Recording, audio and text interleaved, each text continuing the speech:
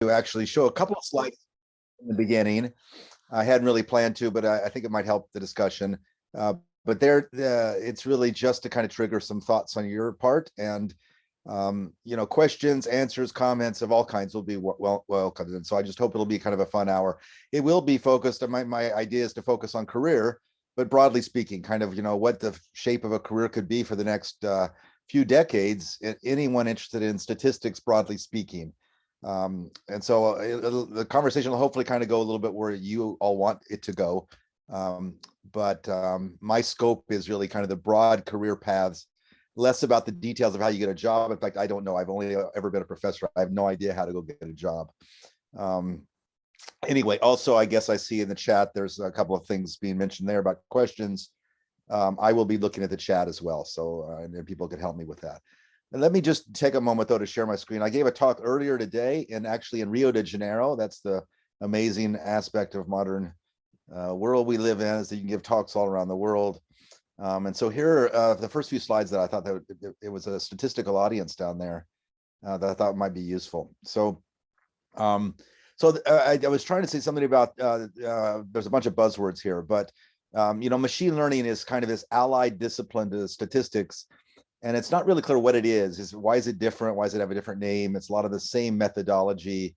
If you go out into industry, they're going to ask you, do you do machine learning? And if you do statistics, you'll probably just say yes. All right, but there's this other buzzword here, statistical engineering. And so that's not really a thing. There is a website where there's a small collection of people who are trying to create a field.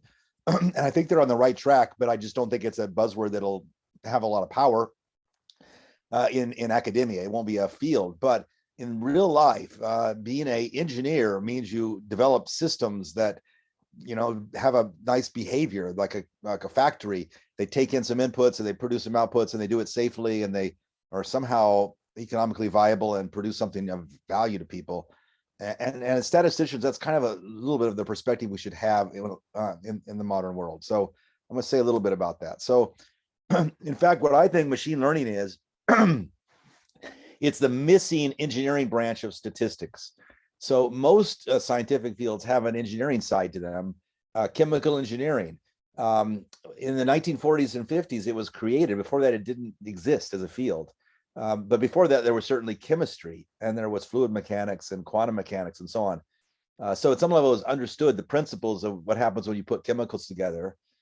But it wasn't understood how to turn that into something you could unleash on the world. You could do it in a lab, but how would you build a big system like a factory that would have fluid flows at scale and thermodynamics at new scales and so on? And of course, people then started to try. They built factories based on what they knew from the lab. And some of them worked and some of them failed. Either they exploded or they just didn't produce any product. And eventually, people learned how to do that kind of thing. And a new field emerged called chemical engineering. And it has its own mathematics. It's not just engineering. It's a whole mathematical, thermodynamics oriented field. Similarly, for electrical engineering, before there was a field called electrical engineering, which was sort of around the 1900, there was already electromagnetism, and there was an understanding of electrical flow and electrical waves and all that. And but the idea that you could start to electrify a city and you could bring power to people's homes and you could build circuits and all that, that required the development of a new field called now electrical engineering. And again, it's a mathematically inclined field. It has its own principles and own objects of study that are mathematical as well. So I think that's actually what's happening. So we have, just like chemistry and electromagnetism existed, we have principles of statistical inference, likelihood based and Bayesian based and sampling based and so on. And we have computing ideas, we have algorithms and platforms and so on. So we can start to conceive of building systems that do things, have inputs and have outputs. But we need to take the right frame of mind on that. Like inputs and outputs could be planetary. Like the medical system planetary wide, when it responds to a pandemic or something, is a very large system that has flows throughout it that are statistical and based on experiments, based on observational data, based on people's utilities and welfare and all kinds of decisions being incorporated in. and thinking about how to design that kind of overall system so that it actually is effective, is kind of the right level of analysis for at least some people to be thinking about. Maybe even more straightforwardly, think about transportation systems, mixing humans and computers and ride sharing and all kinds of other transportation, and make sure that people and goods get to where they want to be in cities. That's a design problem, and it's kind of done in some ways, but very ad hoc. It's changing. And then commerce, electronic commerce, you've read about supply chain issues and all that. That's all based on statistical data analysis and flows of entities across the planet and interlinked decisions and so on and so forth. So if you're a statistician and you go to any company that's facing problems like medical system or transportation or commerce, you will be hired in companies doing exactly those kind of things. But when you're hired there, you're not going to be just given a data set and asked to put a regression, through it and think about the errors and whatever and do error bars. You're going to be asked to think about the bigger system you're building part of, and how will the data be in a feedback loop? Will the data be widely available? Are there privacy issues? And et cetera, et cetera, et cetera. All the problem solving around statistical data analysis. We already saw a lot of this in like hedge funds, and in the 1980s that became more and more of a thing. They started to hire statisticians, and statisticians there were asked to do things more broadly about how do you execute trades and how do you vet whether data is good data or bad data, how do you deal with non-stationarity and so on and so forth. So anyway, I think that's kind of a thing that is emerging, and being a classical statistician there is kind of a limiting role. The other thing I want to point out is that we always prized ourselves in statistics as being scientists, or at least we aspired to be. That the goal, we call it sometimes statistical science, and we view ourselves as embedding ourselves next to scientists and helping them make discoveries, or even making our own discoveries. And that's sort of true, but it's a little bit of exaggeration how much truth you discover in those settings. Usually you have a big collection of data and you fit some models, and you kind of help some assertion being supported or not, but no one's really ever sure of anything until the years go by. And this notion that there is actually truth to discover in a lot of domains. We talk about theta, and we're trying to discover theta. Well, theta is not necessarily ever very clear what it is, and it's not necessarily clear that if you discover theta you get a Nobel Prize. You've made a real scientific discovery. So we, to some degree, exaggerate a little bit our role as scientists. And on the other hand, our role as engineers is really important. We should be solving problems in the real world involving data and people's welfare and health and all that. But somehow the term engineering is not very viewed very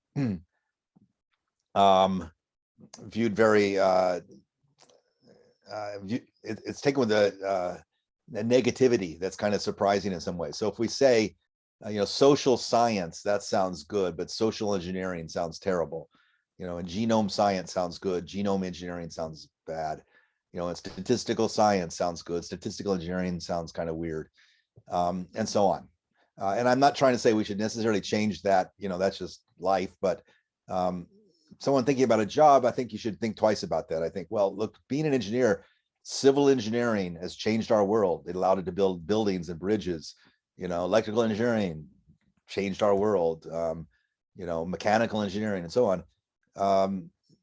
Past generations of human beings aspired to being engineers and building engineering fields and making them good and healthy, and they probably changed the world more than anything else that I can think of, really. And so being sort of in the outside world, thinking about building systems and making them healthy, effective, transparent, you name it, is a big agenda item.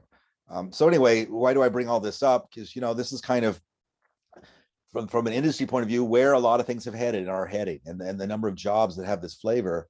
And I think thinking of yourself at kind of this bigger level, not just I know how to do, run programs in R or something, is really, really important.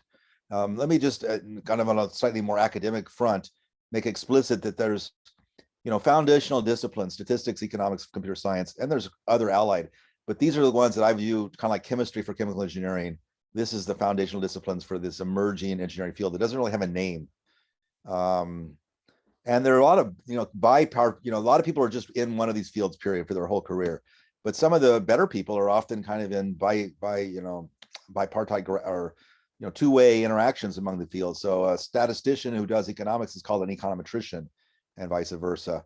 So that's a field that addresses some of the problems I'm talking about, but it's pretty limited. It's really just about measuring the economy mostly, and not about so much kind of mechanism design and algorithms and markets and so on.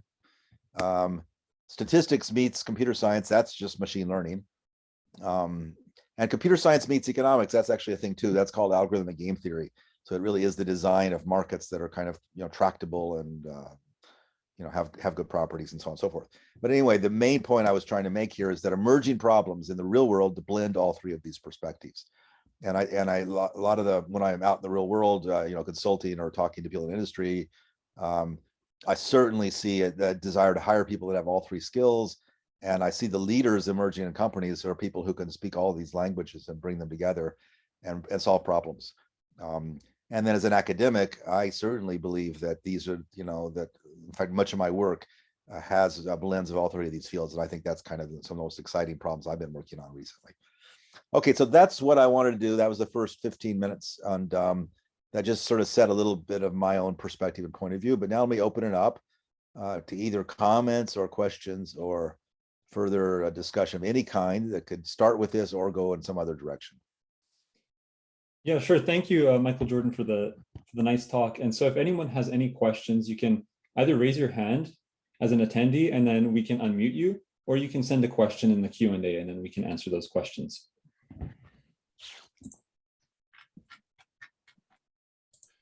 Okay, so while people are typing maybe some questions, I can start off with one that I had in mind. I wanted to ask you, Professor Jordan, about your opinion on like quantum computing revolution, right? Sometimes the people are talking about this a lot and saying, oh, well, it's going to show up in the next 5 or 10 years. And I'm wondering like what your opinion is on this. Is it going to show up soon? Like, is it going to be a very large revolution in terms of, I guess, like statistics and the things that we are doing? Like, I'm just curious about your opinion on quantum computing. Yeah, I'll give an opinion. Let me just say I'm not an expert. I have some colleagues that do quantum computing, and so I look at it from a pretty far outside. So just take that with a big error bar, anything I say. But basically, no, I would say it's not going to be in 3 years that there'll be quantum computing, and not probably even in, maybe, it'll be much longer. Maybe not even in my own career, and not clear on yours. It's going to be a while, I think. So. And these words revolution will get a little bit hyped, in retrospect, you sort of often could see something, but there's niche applications of quantum phenomena that have computing flavor. That's certainly true. So cryptography is kind of an example. You can use quantum mechanisms to send bits privately across a channel, but still very limited. There's not going to be a huge flow of, all of the world's economy is going to be based on quantum, algorithms for privacy. But it'll have a niche there, with very, very high importance kind of banking things may start to be using some quantum channel of some kind. And then maybe some of the companies will be able to build a little box that does something quantum that, factors numbers or something like that for some particular purpose. So think about it as a little box that you could add into some, other kind of process of some kind. But that's pretty far. That's very far from statistics, and I don't see that changing. I think that there's not going to be a suddenly, wow, there's quantum algorithms that we can just use for statistics. So, if you want to dream about it in the future and start to prepare, that's certainly a reasonable thing to do. I have a colleague at Berkeley, Umesh Vazirani, who's been doing that for 30 years, working as a computer scientist on algorithms for eventual quantum computing. And of course, we don't have them yet, but he's had a fun career. But the impact is still not there, and so others may have different opinions. But I don't think, as a statistician, I would. In fact, I do not, in my research, think about it at all. There's so many other problems that are so much more important to me and present in our world, both computing and societal, that I think I'm not interested in quantum computing per se. Okay, yeah, thank you. No, that's very informative. That was very informative. Thank you. So I see there's a couple of questions in the chat and also in the question and answer chat box. I think if anyone wants to ask their question, wants to unmute themselves, raise your hand. If you type the question in the chat, we're just going to ask it for you, okay? So I think the first question was from Jiwo Kao, and it's very general, I think. How do you choose problems? Yeah, I'm not going to be able to give you any recipe of any kind, and I've done it in different ways throughout my career, but you know, it depends on whether I'm kind of wearing a more industry. I mean, I do a day a week at Amazon, and I'm kind of have an industry presence there, or as an academic. But you know, I think of us as problem solvers, really, as statisticians, and so often I'm trying to say, well, what real world problem am I really trying to get at here, and is it a meaningful real world problem that's not easily solved another way? So, you know, I've worked a bit on biological problems. You know, how do you do inference in certain kinds of, you know, genetic trees, or how do you think about protein structure? I've also done work on information retrieval and information extraction. How do you take documents and reduce them to, you know, topics? You know, all these kind of more economics oriented things too. So those are usually my thought processes. I'm kind of sensing there's something that we haven't done in statistics that's kind of needed, or there's something powerful that we could do. And so that's kind of usually that's the ideal starting point. Other times you just kind of glue two ideas together. You know, what if we do, you know, some form of inference, but we make sure that it runs in linear time. You know, we can't allow ourselves anything. What if, so we worry about scalability. So, you know, I worked, for example, on the bootstrap for a while. The bootstrap's this wonderful, simple algorithm that you can teach very quickly, and people can use it. But, you know, if you have more than, like, you know, 10,000 data points, you can't run it. It's it takes forever. And so you think, well, okay, if I have huge numbers of data points, maybe somehow the problem should get easier. It shouldn't get harder, even computationally. It gets easier statistically somehow. The errors get sharper, but also it should get easier computationally. It shouldn't take longer to run. And so I thought about that a while and worked out what we ended up calling the bag of little bootstraps, kind of a subsampling based approach to the bootstrap. And if you do that in a dumb way, you get wrong answers. And so then you had to kind of think about what's a not dumb way to do that. And we figured that out. And so that's often the case, kind of like, how do we add an extra constraint, like be tractable computationally to an existing problem, or maybe we worked on privacy preserving, you know, statistics at some point. So how do you ensure that you analyze data in a way that you can't test hypotheses about individual people? So that becomes very quickly a research problem. And so those are a couple of the ways I think about it. Try to think about the real world impact, or try to take a existing technology that's kind of missing some ingredient that a little bit of thought, you might be able to add that ingredient.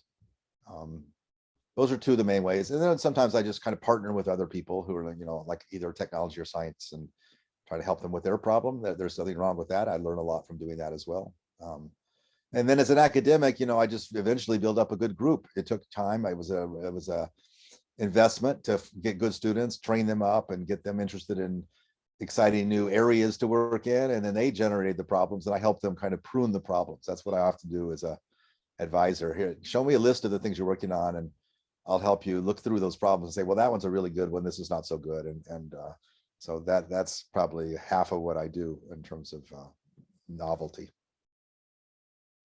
Okay, now we're starting to get a bunch of problems. I can kind of look at a couple.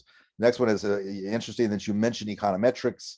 Since this is organized by the Biometric Society, you see something specific in biometrics that are building blocks of the new statistical engineering.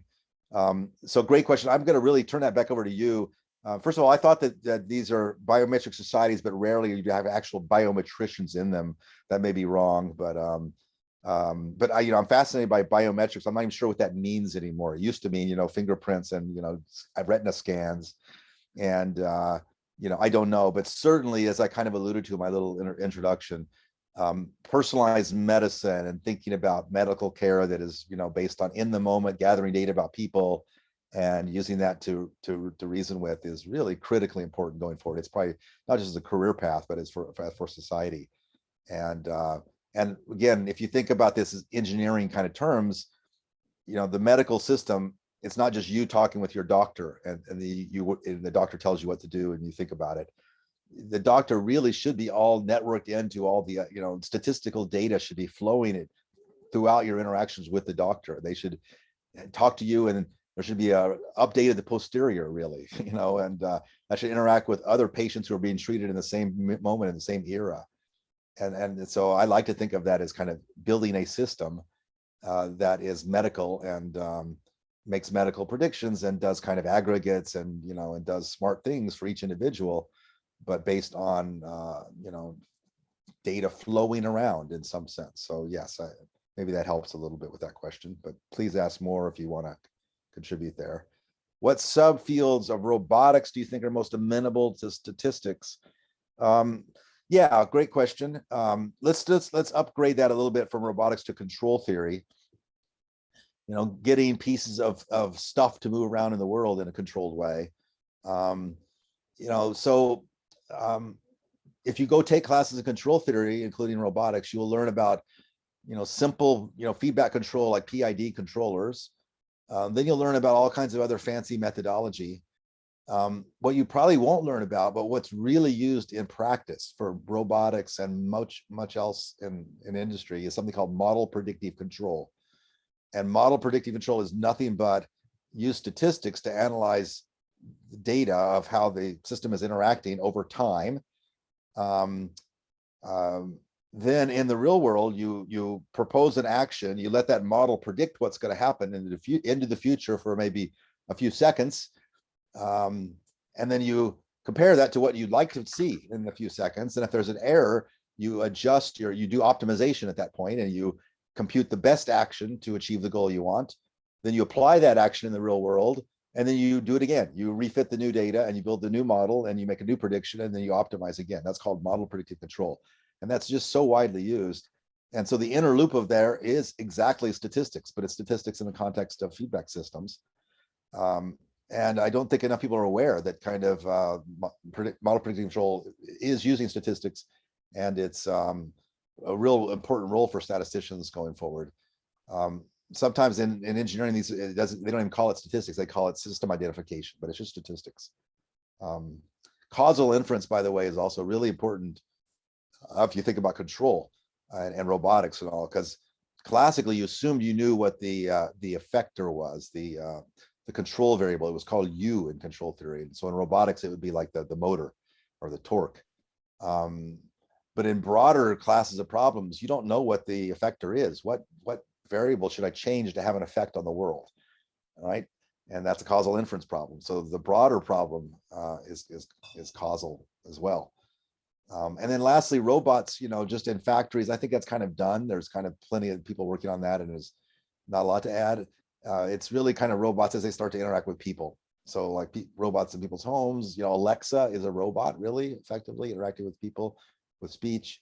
And there's plenty of roles there for humans, but again, it's kind of the more social interacting with humans aspect of robotics, and not just the control theoretic. That was very informative. Grant, I think you were going to ask a question as well. You could unmute yourself. Yes, thank you so much. I'm really pleased and excited to talk to you, Professor Jordan, and everyone else. I've been a follower of your work for some time. I'm a pre-tenure assistant professor in statistics, and I am just really curious, as I take your advice, and I've been getting more broad in my background, and you seem to know so much out of different fields, being a classically trained statistician. Outside of statistics, who are the most influential authors that you've been reading or you read as you were developing, that maybe as we want to branch out and learn how to be more complete statistical engineer? I love that term, by the way. I've kind of thought of myself as having the statistics and the computer science, but I definitely don't have any of that economic part of the triangle. So any guidance you could give there would be really interesting. Yeah, sure. Great. First of all, I'm been around enough that I've had time to kind of explore all these different fields, and I really like that. I think it's critically important. Even as a young professor, I was a assistant professor at MIT, and I just didn't have a really strong background in lots of relevant fields. And so I took classes, kind of all the time. And that's really paid off, over the years. So I did, in fact, in that era, I was not ashamed to sit in undergraduate classes. And so instead of thinking like, I could give you names of kind of, books or authors I've kind of read recently or whatever. But actually, I think of it as there's just some really great undergraduate textbooks in lots of relevant fields that if you just take it seriously. So say economics, for example, there are some fantastic good books. And I just take it as part of my agenda item to say, I'm going to go through that book like an undergraduate, and I'm going to go slowly, and I'm going to master that material. And so, there, for example, there's a microeconomics book by Hal Varian that I found very helpful and influential. There are many such books, though. And I just allocate, 1/3 of my time to doing that kind of activity.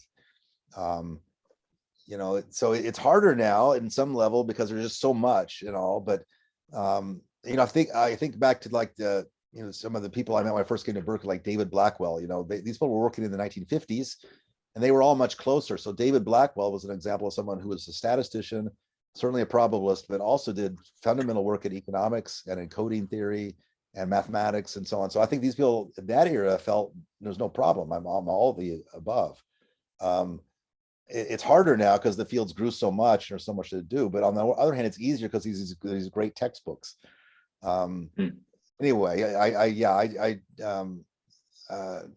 for me, like, some of the areas I've mentioned, control theory certainly, and economics, I become an undergraduate. I know the curriculum, I know the material there, some physics too. And then biology. I certainly, when I first came to Berkeley, I was very interested in, model organism biology, proteins, and so on, and virology. So I would take a textbook on immunology and set it next to my bed at night. And instead of watching the TV or whatever, I would read through that. And I found it super fun and exciting. You learned how the immune system works. And of course, that's become extremely relevant to our lives. But it's like a detective story, and you learn about it. If you read it at the grad level and study, advanced text, it's hard. And it's painful. That's kind of what I do during the mornings when my mind is fresh. Yeah. Undergraduate material is not painful. It's usually easy to read, including like math books. It's just, and in fact, when people ask about, how do I learn statistics, I will often tell them, take a, like the Friedman book of, it's an undergraduate, it's even a freshman level book. So it's easy to read, but it's got deep concepts in it, and go through that first. And if you find that interesting, then you'll know what to follow up on that. So anyway, it's a long answer, but I just want to encourage all of you to, you have a long career ahead of you. Think of yourself as an ongoing learner. You did not learn enough already. You learned enough to learn more. Yeah, that's really insightful. I was going to ask you too. You kind of hit on it, like the process to becoming a master. As you go through this journey, it sounds like you have a real commitment to personal development each and every day, which is so hard to carve out when you've got so many demands in your time. So I like those strategies, and I just want to say another book along those lines that people could key in on, that Regression and Other Stories by Gelman, Helen, Vitari, has been really good along those levels. I've been recommended to people, and I think anybody can read it at night by their bedside. So thank you so much for sharing your time, and wish you the best. Thank you. Nice to meet you.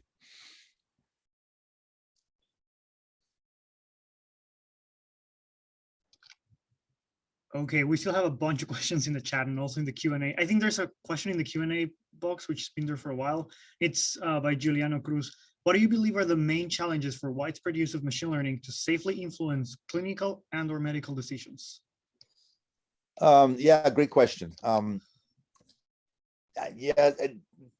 Main challenge, I don't, first of all, I don't work so much directly in it, so I take this again with a grain of salt, but certainly a main challenge is uncertainty quantification. So just being clear on, do I really have meaningful error bars?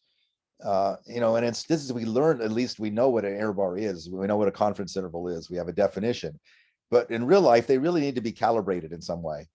So I'm actually working in this area of conformal prediction, which has kind of become a thing now. Larry Wasserman told me about it a few years ago.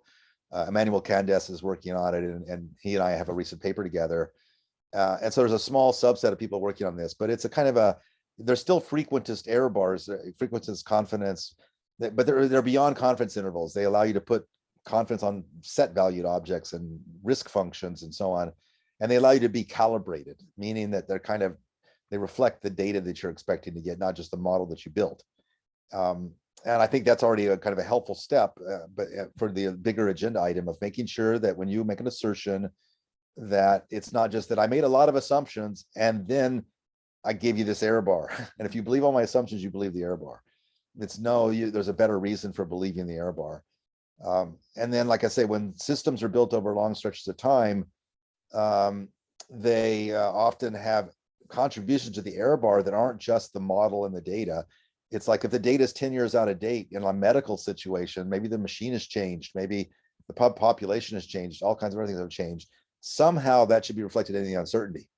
You can't just say, well, I'm ignoring that. That's part of someone else's job. No, it's part of your job to kind of reflect that. And that's part of uncertainty quantification, broadly speaking. So until I believed all that had been done, I will not trust the output of a, medical system of any kind or medical prediction. So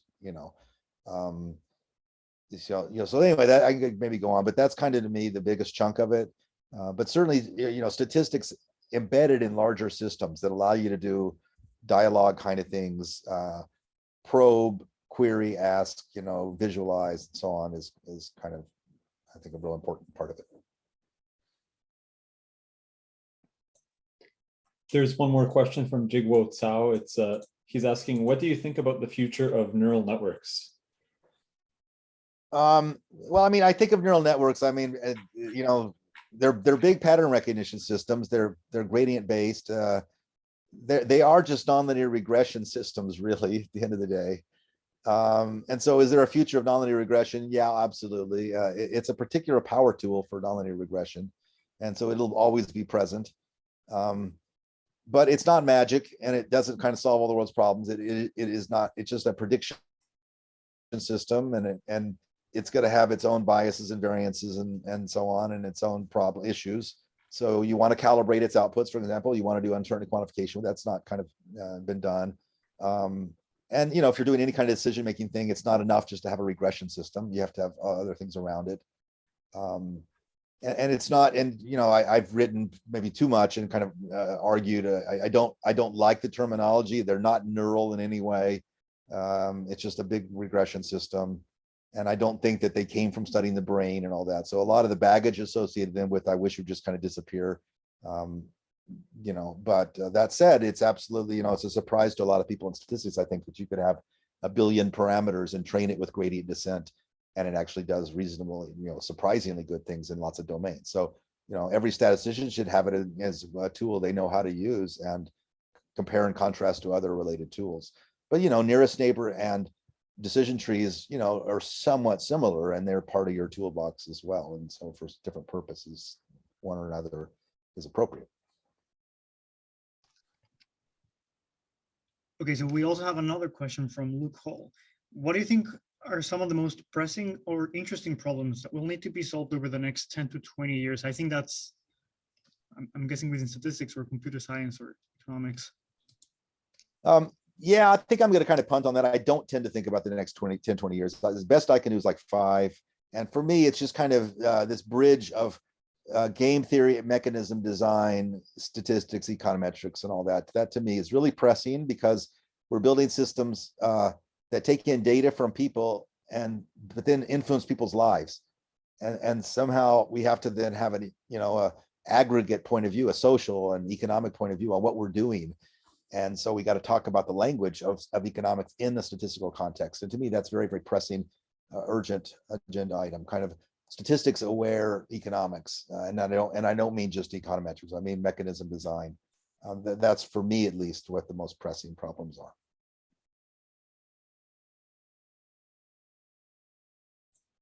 There is a question from Michael. I saw on your website that you have a mixed background with a bachelor's in psychology. How did this shape your career? And do you have any advice for people with a similar mixed background? Yeah, okay, thanks for asking. Yeah, first of all, I think mixed backgrounds are good. I alluded to that earlier. Someone who's able to speak multiple academic languages is really, it's great. You'll have a more successful career because of that ability to interface with others. Probably my background helped me, understand other perspectives more easily. That said, I think I would have not, if I had to do it again, I would have not gone into psychology. I would have gone in directly into statistics. And I started in psychology, and I think that was a waste of a lot of my time. Now, I was doing it because I was interested in maybe we'll understand how the mind and the brain work algorithmically, and maybe we have new data and insights into the neuroscience and psychology, and that was fascinating, as it is to, I think, lots of young people. That was great, but I wish I'd kind of gotten through that in college and just stopped there and kind of moved on to more fields where there's kind of more formal structure and where fields move more quickly. Psychology for me was moving very, very slowly. There was very little understanding of what is really happening in a mind and a brain. You know, and biology and economics and computer science are clearly having a bigger impact and moving more quick than I kind of felt I needed to be there. You know, so I think everybody maybe at age 18 should start with philosophy and psychology and all that, but don't neglect the mathematical concepts and bring them in pretty quickly.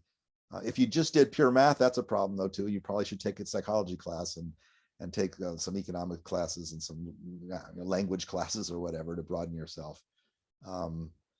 But yeah, even to this day, I tend to be a little bit of a naysayer about neuroscience and psychology. I think that there's a little exaggeration that we think we're understanding the human, and therefore that's allowing us to design systems, and that humans are amazingly complicated, both behaviorally and psychologically, and obviously the brain. So I wouldn't discourage someone from spending a career there, but someone, if you have statistical interests, I think, you know, it's the better place to have a career. So there's a follow-up question on the uncertain quantification answer. Yeah. That's if you believe there's a role for quote unquote machine learning people in influencing data collection. So in order to ensure you could calibrate a meaningful risk predictions, for instance. Yeah, no. So first of all, I don't really distinguish. Again, machine learning to me is just this engineering branch of statistics. So I don't really make a conceptual distinction. Anyone doing machine learning should be aware of everything in statistics, you know, including causal inference, and so experimental design and collecting data and, you know, validating and all that, it should be part of everybody's toolbox who's working with data, whoever you call yourself. But just like, you know, I say on the other side, a statistician should be aware that something like a neural net can do much better than, you know, linear regression for certain problems, and you should be able to do that. But absolutely about how you collect your data, how you update your data, how you keep it fresh, how you, you know, is all part and parcel. Statisticians tend to be a little bit maybe overly pessimistic, and computer scientists overly optimistic, and somehow you should be in the middle. A statistician will often come into a project and they will say, well, let me see what you're doing, and they'll just critique everything. And they come across as, you know, just kind of, you know, naysayers and negativity, and they don't build anything. They don't, you know, create anything. They just kind of critique. And that's an exaggeration to some degree, but there is that is definitely a perception. And computer scientists come in and sort of say, well, I'll do that, and they build it, and it kind of sort of works, and then they don't really know. They didn't look too much about the origin of the data or whatever, and then later you kind of get hit by that. So anyway, being in the middle is important. Hello, Dr. Jordan. My name is Mario, and I'm a doctoral student in biostatistics. Thank you for your inspiring discussion today.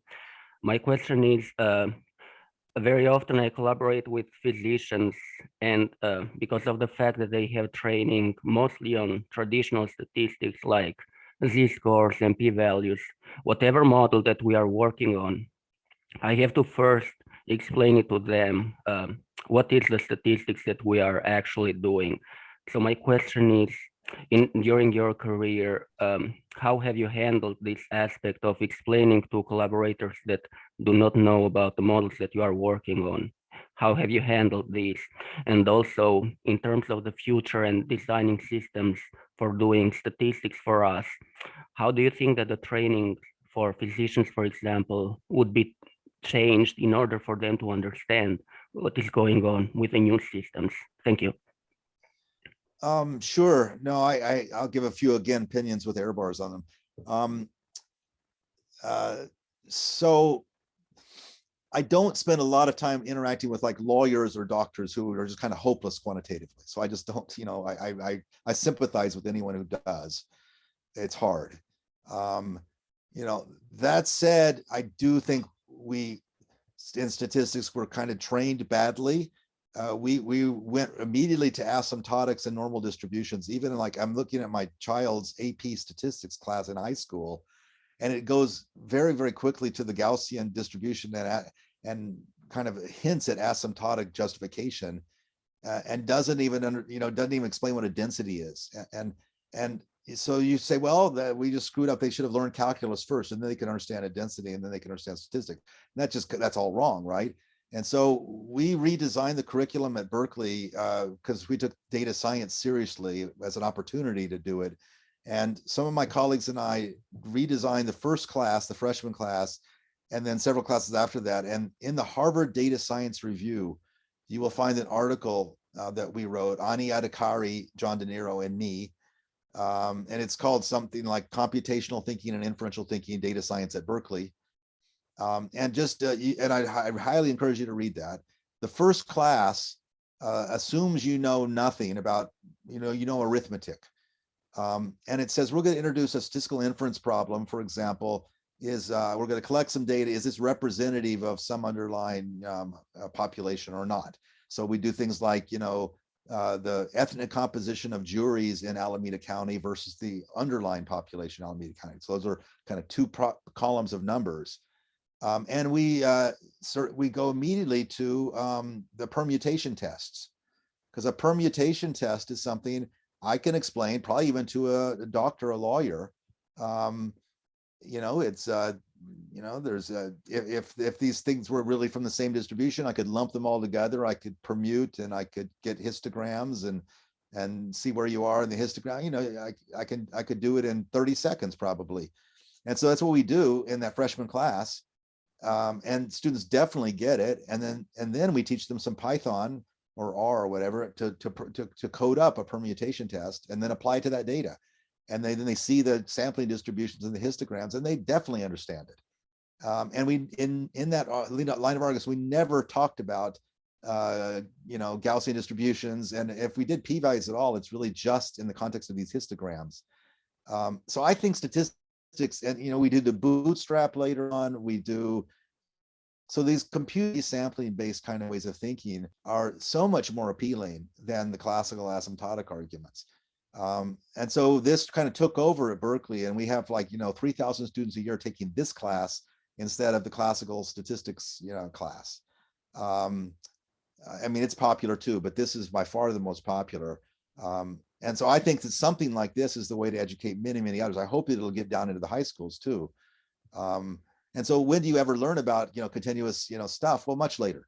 Once you've understood some inferential principles about how do I, set up a null test, and how do I put a confidence interval on a regression. In fact, you can teach regression without getting into all the normal equations of line. It's a line that kind of passes through the data. So anyway, long story short, read that article, and that's kind of my take. It's not that everyone needs to understand a permutation test, but it's just so much better. If you go in and you start trying to explain things that have anything to do with advanced calculus-based, you're just going to fail. It's just not going to fly. And we do way too much of that. And so we have to completely refresh the curriculum. I think it came up in an era where there were no computers, and so asymptotics allow you to get simple formulas, and the simple formula was the goal. That should be completely dead as a way of thinking. Formulas do not work for anybody, including doctors, and they certainly don't work for someone if they say, well, explain where that formula arose, and you can't do it. So hopefully that was helpful. There is a question from Anubhav. If you would like to unmute yourself, otherwise I'll read your question. Oh, yeah. Hi. So I'm currently a fourth-year PhD student in biostatistics. And I had quite a few questions, but they're all along the line about having exposure to different scientists. So one of my questions is, what's your thought on citizen science? Like, is it possible for people who do research in their free time, or people who are in other institutions, to collaborate with people in academia? And the other question I had was, what are ways that one can get exposure about the type of research they're doing, so it gets to people who might find it relevant or interesting?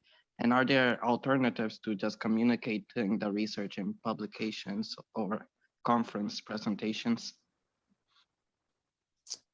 So I'm not really sure how to help you with those questions really. I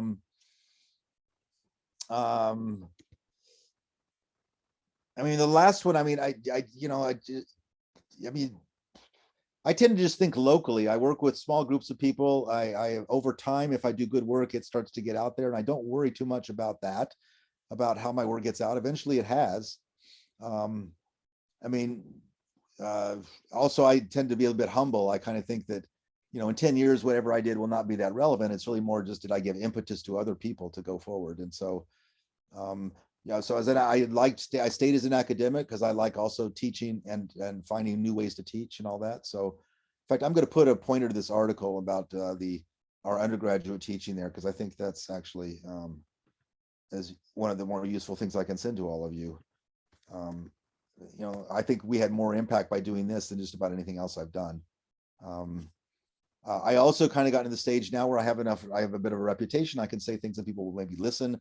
So I've written a couple of kind of thought leader type, you know, in fact, there's an article, here's another one I want to maybe send to you. This is done with some social scientists at the Harvard Center for Justice, Health, and Democracy, which is kind of an unusual place for a statistician to write, but this is something that will be probably read by people, you know, in government and the social sciences, and I think it'll have an impact. So anyway, I just think of myself as I have a long career. I've built up a reputation. I can exploit that, but I'm also humbled that I don't think that my impact is that big. And in terms of collaborations, you just got to be energetic. You've got to not wait for people to come to you. You got to go find them.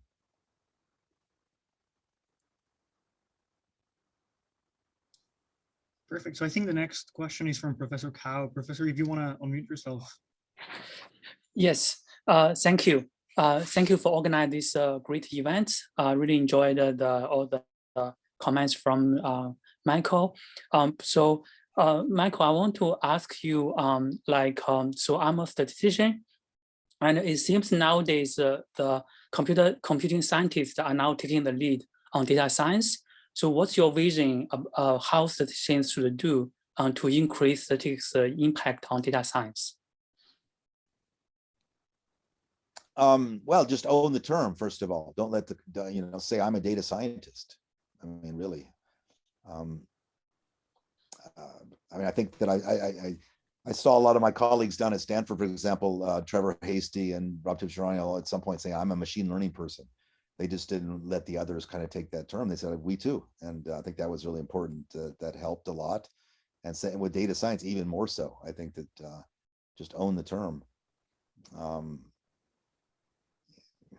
You know, teach classes on it. Make sure your students know how to do, you know, large scale computing. Yeah. But all, you know, it's not an us versus them thing. I think it's kind of eventually you know, if you're hired in industry with the computer science label or statistics label, it doesn't really matter. You're supposed to come in and work with data on computing platforms. So you're a data scientist. Thank you. Hi. Thank you so much for speaking. I'm Subodh. I'm a graduating PhD student from the University of Washington's Department of Biostatistics. And I just kind of have a broad question for you. Curious to hear, you've had many students, I'm sure, and I'm kind of curious to hear, like, is there a characteristic that you feel that, you know, successful early career statisticians have, and like, you know, if such a characteristic were to exist, like, how do you develop it, and what do you think about that? I mean, I think the characters I've kind of alluded to earlier is being a little bit more proactive, a little bit more ambitious, kind of like I do see my computer science students kind of ready to engage and ready to, you know, try to solve a problem or write some software and try it out on real, you know, be entrepreneurial. And a lot of my statistics students are a little less about that. They're kind of, you know, they're often a little more critical. They'll often kind of try to prove a theorem that you can't do something rather than trying to actually do it. And a little bit shy, frankly. And so I think that as a field, we have to be a little more entrepreneurial and sort of, in fact, you think of a lot of the companies that have done statistics out there in the real life, like recommendation systems or whatever, they were always built by computer scientists, and there's very few statistical CEOs. And so somehow our field needs to have more people that are just sort of say, I'm going to go solve the problem, climate science, healthcare, inequities, I'm going to own that problem. I'm not going to just contribute to it. I'm going to really take it and go somewhere with it. So I just hope the new generation will be a little more entrepreneurial and fearless, and not so worried that we're going to kind of do the wrong thing in our statistical analysis, and certainly have care, but also be more fearless. Yeah, thank you. That fear is definitely instilled on me as a student to not be wrong.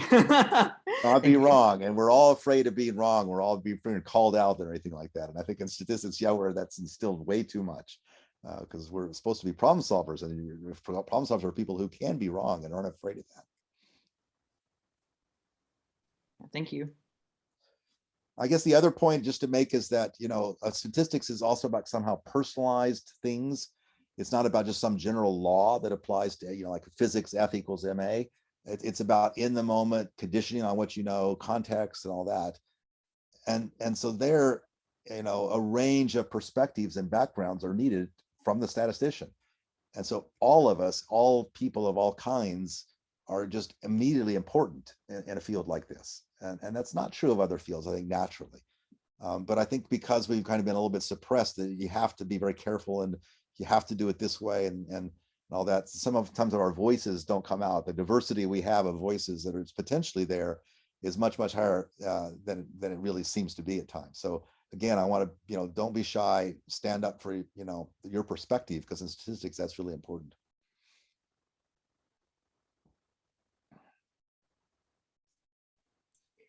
So there is one more question, I think, but we're nearing also the end of the presentation time. So maybe time for this last question, and then we can wrap it up. Okay, then I'll actually ask my question. It's a bit more specific than the previous ones. So basically this week I was reading a paper that you, Dr. Jordan, wrote with Dr. Jixing Wang. And I'll send the paper to the chat later, but it's basically about using concepts from causal inference to address some limitations in reinforcement, in representation learning. So I guess my question is, should we kind of like start thinking more about some machine learning or perhaps other things, or from a lens of causal inference? Like, is that something we should start doing? Absolutely, yes. And you mentioned Yixing Wang. Let me put her name there just so that people know about her. I really love Yixing. She's a professor now at Michigan. She's still working with me, she's kind of in transit, but she's a real guru on causal inference, and a great example of someone who kind of both does, she's computer science as well as causal inference. As a statistician, I like to tell my computer science colleagues, look, statistics has had causal inference for 100 years. The Neyman-Rubin model goes back to Neyman, for God's sake, and just there's textbooks on it, and it's a huge area and all that. That said, it's still ongoing, and it's still a big part of the inquiry. And so this particular paper you alluded to with Yixing was about kind of very large scale nonlinear feature selection. We got neural nets or whatever, and they got thousands of or hundreds of thousands of features coming in.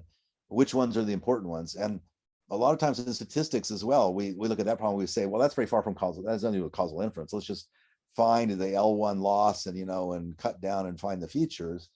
But if you take a broader perspective, you say, well, why are certain features important in a problem? Well, because maybe in the real world, there's kind of a causal reason that they're present. Like if I'm trying to predict whether dogs are going to be present in front of my house, it's not that there's grass, it's it's because it's a house, or I don't know, there's kind of things that cause other entities to happen in the world. It's not just because there's a correlation.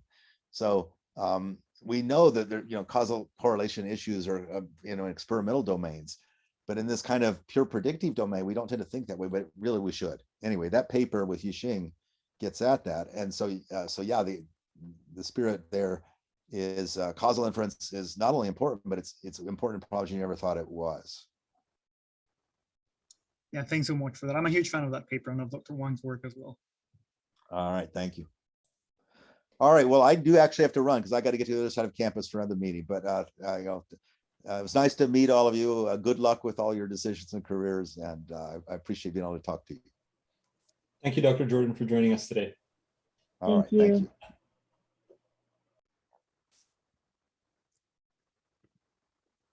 Okay, for everyone who is still in the audience, we would just promote our next event. We have an industry career panel on January 21st, so make sure to join us there. There will be speakers from industry, Dr. Chito Hernandez, Biomarine, Dr. Leila Perez from RAND, and Dr. Tim Hesterberg from Instacart, and previously he worked at Google.